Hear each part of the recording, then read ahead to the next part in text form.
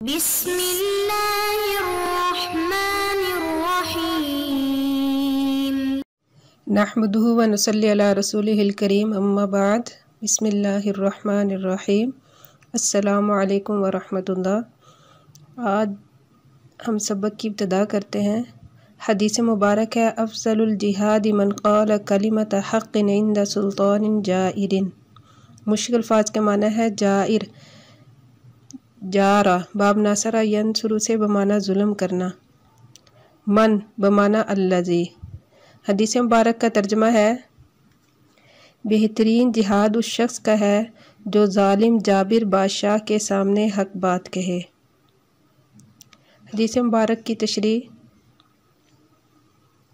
علماء نے اس حدیث کا مطلب یہ بیان فرمایا کہ ظالم بادشاہ کے سامنے حق بات کہنے کو افضل الجہاد اس وجہ سے کہا گیا ہے کہ دشمن کے مقابلے کے وقت دونوں باتیں ہو سکتی ہیں۔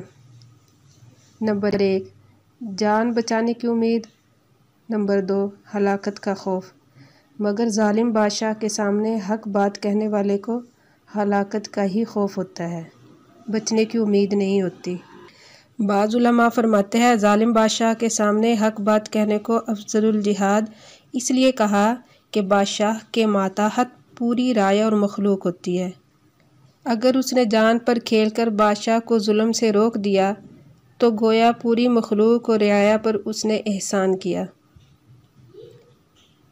اس حدیث کو سامنے رکھ کر دنیا کی تاریخ پر ایک نظر ڈالی جائے تو تاریخ یہ بتاتی ہے کہ جو علماء حق اور راسخ فی العلم ہوئے وہ کبھی بھی ظالم بادشاہوں سے نہیں ڈرے، انہوں نے حق بات خوف و خطر میں بھی کہہ ڈالے۔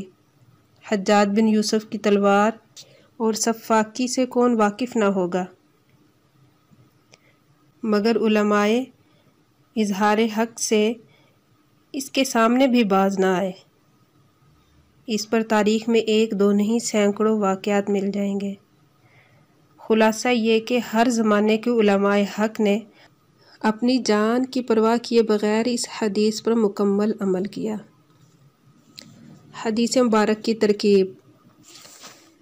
افضل مضاف، الجہاد مضاف الیہ، مضاف مضاف الیہ سے مل کر مبتدا، من موصولہ، قال فعل، مستتر ضمیر اس کا فاعل، کلمۃ مضاف، حق مضاف الیہ، مضاف مضاف الیہ سے مل کر مقولہ، عند مضاف، سلطان موصوف، جائر صفت، موصوف صفت سے مل کر مضاف الیہ، مضاف مضاف الیہ سے مل کر مفعول فی ہوا قال کا، قال فعل اپنے فاعل اور مفعول فی اور مقولہ سے مل کر صلہ ہوا، موصول صلہ سے مل کر مضاف الیہ ہوا، جہاد محذوف کا، مضاف مضاف الیہ سے مل کر خبر، مبتدا خبر سے مل کر جملہ اسمیہ خبریہ ہوا۔ حدیث مبارک ہے لغدوۃ فی سبیل اللہ او روحۃ خیر من الدنیا وما فیہا۔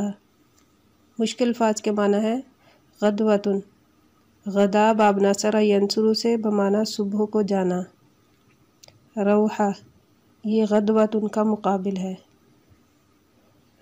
راح باب ناصرہ ینصر سے بمعنی شام کے وقت جانا۔ حدیث مبارک کا ترجمہ۔ اللہ کے راستے میں ایک صبح یا ایک شام کے لیے جانا دنیا اور اس کی تمام چیزوں سے بہتر ہے۔ حدیث مبارک کی تشریح۔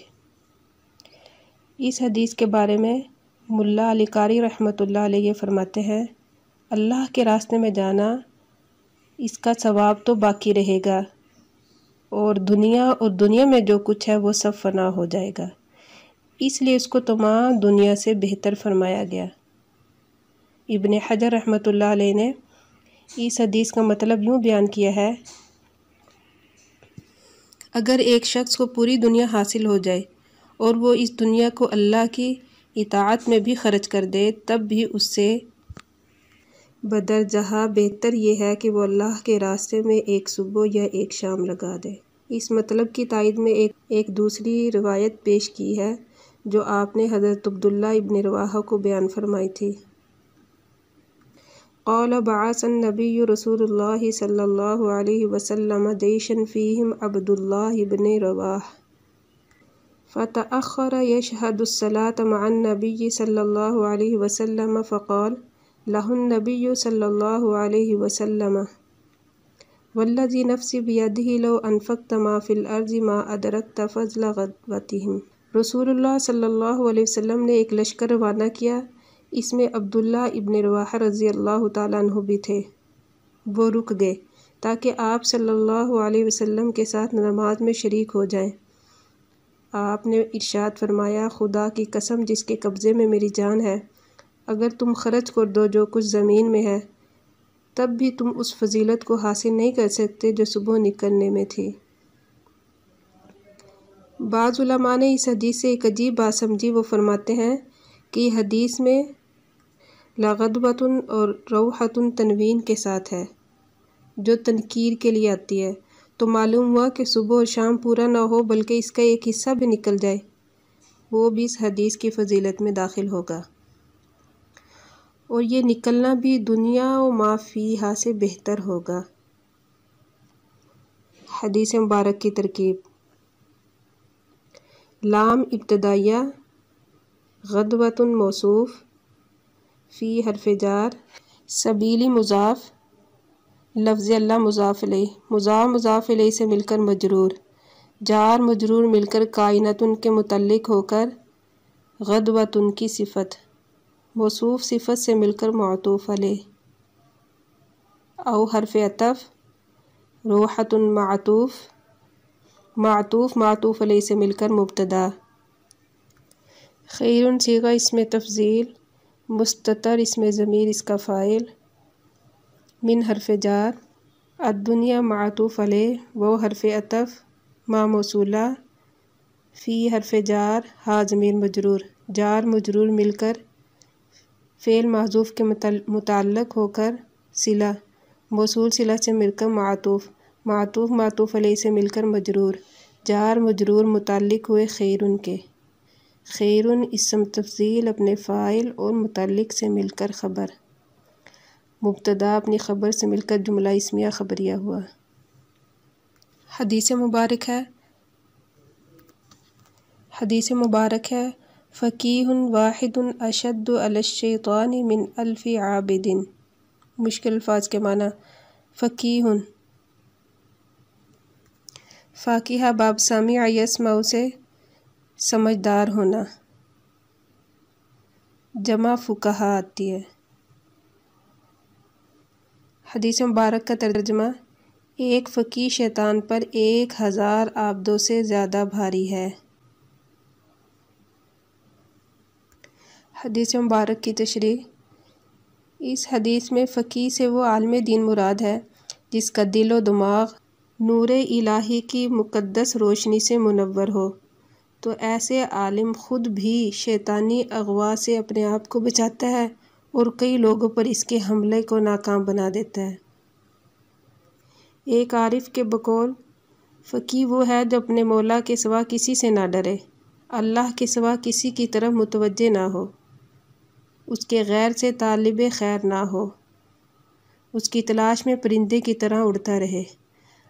حسن بصری رحمۃ اللہ علیہ فرماتے ہیں، فقیہ وہ شخص ہے جو دنیا سے روگردہ ہو، امور اخرویہ میں رغبت کرنے والا اور اپنے ذاتی عیوب کو دیکھنے والا ہو۔ شیطان انسان کے لیے خواہشات اور شہوات کا دروازہ کھولتا رہتا ہے، مگر عالم دین اس کے مکر کو جانتا ہے، اس لیے وہ اس کے مکر سے محفوظ رہتا ہے، مگر آبی شیطان اس کے جال میں پھنستا جاتا ہے، اس کو معلوم نہیں ہوتا کہ یہ شیطان کا مکر و فریب ہے، تو ایک تقوی والا فقیہ شیطان پر 1000 عابدوں سے زیادہ بھاری ہے۔ حدیث مبارک کی ترکیب: فقیہ موصوف، واحد صفت، موصوف صفت سے مل کر مبتدا، اشد اسم تفضیل، مستتر اسم ضمیر اس کا فاعل، علی حرف جار، الشیطان مجرور، جار مجرور مل کر متعلق ہوئے اشد کے، من حرف جار، الف ممیز، عابدین تمییز، ممیز تمییز سے مل کر مجرور، جار مجرور متعلق ہوا اشد کے، اشد اسم تفضیل اپنے فاعل اور دونوں متعلقوں سے مل کر خبر، مبتدا خبر سے مل کر جملہ اسمیہ خبریہ ہوا۔